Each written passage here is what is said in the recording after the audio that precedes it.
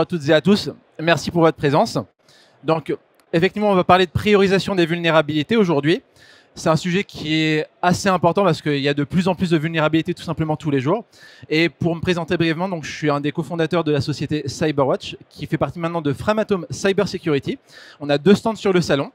Et du coup, mon expertise, c'est vraiment la partie vulnérabilité. Je fais ça depuis 2002.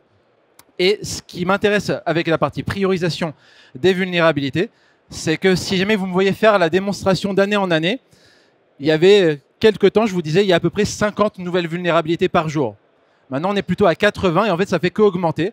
C'est-à-dire que d'année en année, le nombre de vulnérabilités fait que exploser. Et donc, quand on regarde la plupart des rapports de scan de vulnérabilité, eh ben, en fait, le problème, c'est que c'est rapidement ce qu'on peut considérer comme l'objet le plus lourd de l'univers. C'est-à-dire qu'en fait, ça fait des rapports absolument inexploitables qui servent juste à tuer des arbres. Et l'idée, c'est de se dire qu'est-ce que je peux faire pour y voir plus clair dans tout ce chaos autour des vulnérabilités. Ce que je vais vous montrer aujourd'hui, c'est des choses que vous pourrez faire avec ou sans Cyberwatch à la fin. L'idée, c'est que vous puissiez même le faire avec un fichier Excel si ça vous intéresse après. Bien sûr, il y a une méthode plus efficace que l'autre, je vous laisserai deviner laquelle. Et puis, l'idée, ça va être de vous montrer donc un petit peu l'état de l'art de ce qui se fait sur la gestion des vulnérabilités en ce moment. Donc, le score que tout le monde connaît, qui est le plus utilisé aujourd'hui, c'est le CVSS version 3.1.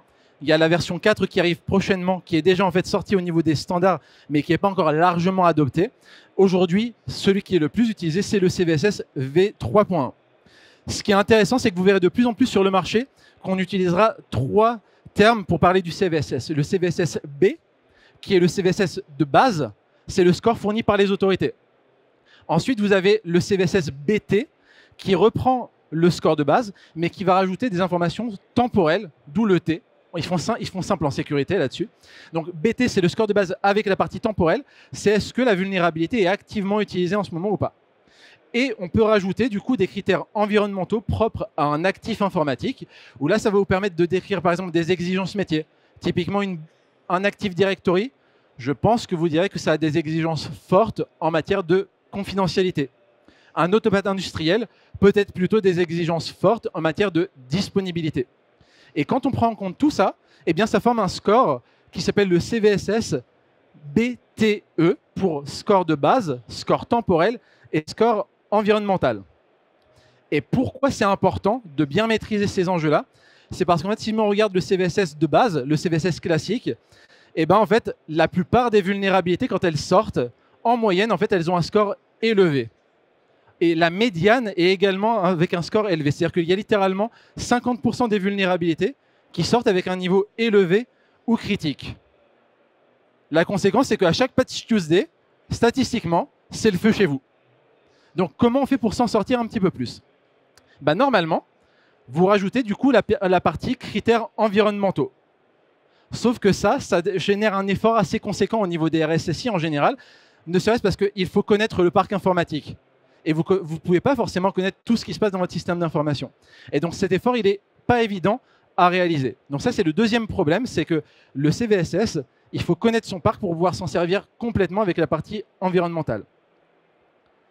Il y a un nouveau score qui est arrivé en 2023, c'est l'EPSS version 3. EPSS, c'est Exploit Prediction Scoring System.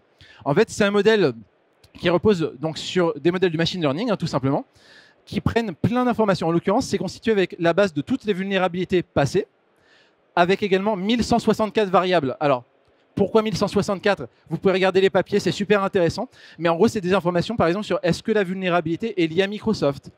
Est-ce qu'il y a beaucoup de liens qui parlent de cette vulnérabilité? Et surtout, ils ont ajouté, c'est le 3e petit rectangle, c'est la base des CVE qui sont réellement exploités.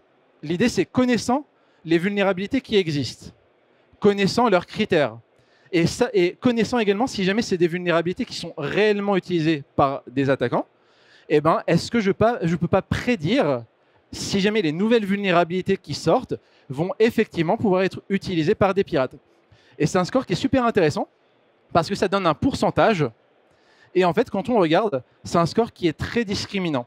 C'est-à-dire qu'il y a à peu près 95% des vulnérabilités informatiques qui ont un score EPSS strictement inférieur à 20%. Donc par exemple, si vous dites, OK, je sors de cette démonstration, je fais un truc simple, je vais garder que 5% des vulnérabilités, vous pourriez en fait typiquement dire je prends que les vulnérabilités qui ont un score EPSS qui dépasse les 20%. Sauf que, si jamais vous faites ça, bah, comme toute méthode un peu classique, c'est pas magique. Et l'EPSS version 3, il n'est pas magique. Il y a des CVE que vous verrez avec un score EPSS en fait super élevé et qui en fait, d'après les éditeurs, là en l'occurrence d'après Microsoft, ben, c'est pas des vulnérabilités dangereuses. C'est-à-dire que l'EPSS peut aussi vous générer des faux positifs. Donc, qu'est-ce qu'on vous propose, nous, avec CyberWatch, de faire déjà de base? C'est ce qu'on appelait la méthode avec deux paramètres, la méthode à deux dimensions, donc la méthode 2D. Je viens sur la méthode 3D juste après. C'est que déjà, de base, vous pouvez facilement combiner le score CVSS et le score EPSS. Et en fait, toutes les vulnérabilités, vous pouvez les tracer sur un graphe. Vous mettez un seuil CVSS à ne pas dépasser. Vous mettez un seuil EPSS à ne pas dépasser. Et vous prenez ce qui dépasse à la fois le seuil CVSS et le seuil EPSS configuré. Et ça va déjà vous permettre d'éliminer beaucoup de vulnérabilités. Le problème, c'est qu'avec ça, vous allez rater de temps en temps des informations propres à un travail fait par des humains, donc qui a beaucoup de valeur. C'est le travail fait par les autorités. Vous avez le CERT-FR de l'ANSSI, par exemple, qui tous les jours va analyser des vulnérabilités et dire ça mérite votre attention. Ils vont dans ce cas publier une alerte. Vous allez avoir des bulletins qu'on va appeler des CERT-FR ALE. Et de la même manière, il y a une base américaine qui s'appelle le CISA-KEV pour Known Exploited Vulnerabilities. En fait, c'est un point de vue américain ou un point de vue très français sur quelles sont les vulnérabilités qui doivent vraiment être analysées en ce moment par les RSSI. Et typiquement, eh bien, il y a des vulnérabilités qui ont des scores EPSS qui vont être très bas, par exemple des vulnérabilités sur Fortinet, alors qu'elles sont mentionnées par les autorités françaises. Un exemple le plus récent, si jamais vous travaillez dans le secteur qui est couvert par l'ANSSI, eh ben, en fait, vous avez peut-être reçu des injonctions par rapport à une vulnérabilité chez Outlook. Et typiquement, bah, en fait, cette vulnérabilité, elle a un score EPSS de 0,66%. Ce n'est pas 66%, c'est 0,66%. Donc ça veut dire qu'avec l'approche que je viens de vous décrire, bah, en fait, on raterait des choses. Et donc, ce qu'on vous propose d'utiliser, c'est en fait ce qu'on appelle donc la méthode 3D pour priorisation à 3 paramètres. C'est vous pouvez dire, je vais prendre les vulnérabilités qui dépassent les seuils CVSS et EPSS qui m'intéressent. C'est la zone rouge sur l'écran. Mais dans les autres zones, dans la zone jaune, je vais quand même regarder ces vulnérabilités-là si et seulement si elles sont mentionnées par au moins une autorité gouvernementale, que ce soit une autorité américaine ou une autorité française. Et avec ça, ça vous permet d'adresser vraiment l'ensemble des éléments qui feront un petit peu l'actualité avec une approche plus ou moins automatique en fonction de vos besoins. Je vous ai dit qu'en sortant de cette démonstration, vous pourriez le faire par vous-même. En fait, toutes les informations que je vous ai présentées, vous pouvez les obtenir directement par API avec des API publics. Alors, on ne voit rien sur l'écran, mais vous pourrez recevoir les slides si jamais vous passez sur notre stand. C'est le A4-15.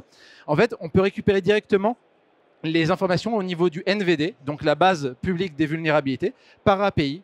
Donc par API, vous pourrez récupérer les scores CVSS et de la même manière, vous pouvez par API récupérer le score EPSS.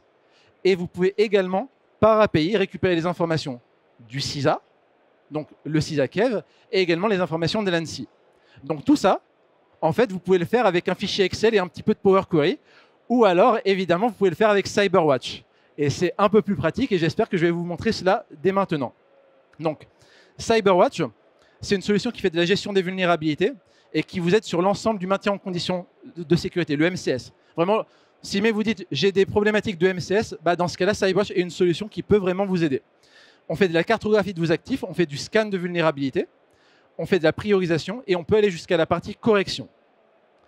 CyberWatch, ça se déploie dans votre écosystème, on-prem ou en mode cloud, c'est vous qui voyez, mais ça se déploie dans vos configurations chez vous. Et vous pouvez déployer donc des machines virtuelles CyberWatch qui vont faire les scans. Et les scans, on les fait de plusieurs manières, avec ou sans agent. En fait, soit vous installez un petit agent, par exemple, c'est idéal pour les postes de travail, soit vous nous donnez des identifiants. On se connecte aux machines à analyser. En termes de couverture, on sait scanner énormément de choses, puisqu'on sait scanner les postes de travail, les serveurs, les équipements réseau. Tout ce qui est dockerisation aussi, c'est important, on sait aussi très bien le scanner. On sait scanner les sites web, les équipements industriels, donc même les petites joyeusetés de Siemens ou de Schneider, on sait aussi les analyser. Et également les bibliothèques logicielles, donc les autres joyeusetés de vos développeurs, on sait aussi les analyser dès que c'est des modules PIP, GEM, NPM, Maven, etc. Plutôt que de rester avec des slides, c'est une démonstration technique, donc je vais vous faire une petite démonstration avec la vraie interface. Donc, le logiciel, dès qu'on se connecte, on a des informations sur quelles sont les vulnérabilités qui sont prioritaires. Vous ne pouvez peut-être pas le voir depuis le fond de la salle, mais en fait, tous les indicateurs qu'on indique, ce n'est pas juste le nombre de vulnérabilités que vous avez. Parce que ça ne nous intéresse pas, nous, chez CyberWatch. Ce qui nous intéresse, c'est parmi toutes les vulnérabilités que vous avez, quelles sont celles qui méritent réellement votre attention. Comment ça se passe pour faire tout ça? Eh bien, en fait, dans CyberWatch, vous avez la possibilité de créer des stratégies de priorisation. Les stratégies de priorisation, en fait, le concept, c'est le suivant. Je zoome pour que vous puissiez un peu plus voir. En fait, vous avez la possibilité de définir un seuil CVSS, la petite barre verticale de tout à l'heure, et un score EPSS, la petite barre horizontale de tout à l'heure. Ça vous permet de définir ça soit pour un actif, soit par zone d'actifs. Ça vous permet par exemple de dire, sur mon réseau de pré-production, je vais écrémer un peu plus que sur la production parce que je veux plus voir les informations de mon environnement de production.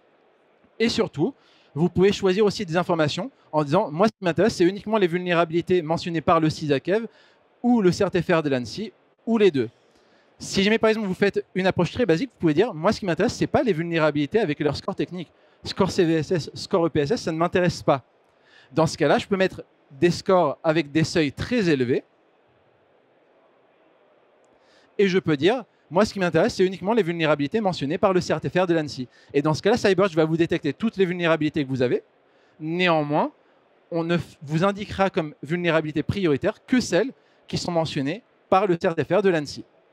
Je vous rassure, les stratégies de priorisation que je vous montre ici, on vient avec des stratégies préconfigurées de sorte à ce que vous n'ayez pas besoin de trop vous embêter à les construire. Par contre, l'avantage, c'est que si vous avez des stratégies plus fines à mettre en œuvre, vous pouvez, c'est très facile. Et surtout, le score CVSS, pourquoi je vous ai parlé du score CVSS BTE tout à l'heure? C'est parce que CyberWatch le calcule pour vous automatiquement sur l'ensemble de vos actifs. C'est-à-dire que vous pouvez dire, moi j'ai un actif qui est totalement isolé de tout physiquement. C'est-à-dire qu'une vulnérabilité qui aurait un vecteur d'accès réseau, je vais l'évaluer automatiquement avec CyberWatch sur cet actif-là comme ayant un vecteur d'accès physique, ce qui va réduire son score CVSS. Et ce qu'on utilise pour comparer au seuil ici CVSS, c'est ce fameux score contextualisé. Autrement dit, CyberWatch contextualise pour vous toutes les vulnérabilités sur chacun de vos actifs et en plus, compare par rapport à ce que vous avez défini en stratégie de priorisation. Petit résultat là-dessus. Là, j'ai une machine Windows sur laquelle, en fait, j'ai un total donc, de 59 vulnérabilités prioritaires, par exemple, parmi 1670 vulnérabilités tout court. Si jamais je dis que c'est une machine qui est très importante pour moi, je peux changer sa stratégie de priorisation et dire, en fait, je veux vraiment voir un maximum de vulnérabilités sur celle-ci. Ça va recalculer. Ça met à peu près 30 secondes à tout recalculer et tout. Et là, on voit, c'est même plus rapide que ça. 595 vulnérabilités sont maintenant notées comme étant prioritaires. Et si jamais je me dis, en fait, j'ai pas le temps, je veux vraiment me concentrer sur l'essentiel, je peux revoir ma stratégie et dire, moi, je veux juste m'intéresser aux vulnérabilités mentionnées par le CERT-FR de l'ANSSI. Et là, pareil, ça recalcule. Et donc, on va passer de 595 vulnérabilités prioritaires à 16. Et donc, littéralement, ça permet de partir de 1670 vulnérabilités tout court à 16 vulnérabilités prioritaires. Ça veut dire que littéralement, là, si je me dis, je veux me focaliser sur le CERT-FR de l'ANSSI, je viens d'éliminer 99% des vulnérabilités de ma liste de tâches à traiter immédiatement. Ça, c'est repris en compte dans tous les plans d'action derrière dans le logiciel. C'est-à-dire que tous les plans d'action, par exemple, pour une machine, on va vous dire, voilà la KB que vous devriez déployer en priorité pour traiter le plus de vulnérabilités prioritaires. Mais vous pouvez faire la même approche pour tout votre parc. C'est-à-dire que CyberWatch est capable de vous dire, OK, bah aujourd'hui, l'urgence, c'est vraiment de déployer cette KB-là sur 3 actifs pour traiter 5900 vulnérabilités du parc informatique, dont 1100 prioritaires. L'idée, c'est, si vous dites, j'arrive sur CyberWatch, qu'est-ce que je dois faire? Vous avez la réponse immédiatement. Et de la même manière, une vulnérabilité peut être prioritaire sur un actif A, mais pas un actif B. Et donc, je peux facilement, par exemple, réagir en disant, OK, est-ce que j'ai la vulnérabilité, la fameuse vulnérabilité Outlook 2024-21413? Je la cherche dans CyberWatch. CyberWatch me dit tout de suite, j'ai 2 actifs qui ont la vulnérabilité sur laquelle c'est prioritaire. Et j'ai accès immédiatement aux informations et je peux prendre les bonnes décisions derrière. Donc, CyberWatch, ça détecte, ça priorise. On peut même aller jusqu'à la correction, c'est-à-dire qu'on peut déployer les KB et ça implémente donc nativement la méthode de priorisation que je vous ai indiquée ici. Si mais vous souhaitez en savoir plus, avec grand plaisir pour vous en parler donc, sur le stand donc, A4-15. Il est midi 6, on a encore un tout petit peu de temps et donc je peux prendre des questions si vous le souhaitez. Sinon, ça sera rendez-vous à stand A4-15 avec grand plaisir pour qu'on échange avec vous et qu'on fasse des ateliers plus personnalisés et qu'on puisse résoudre vos problèmes.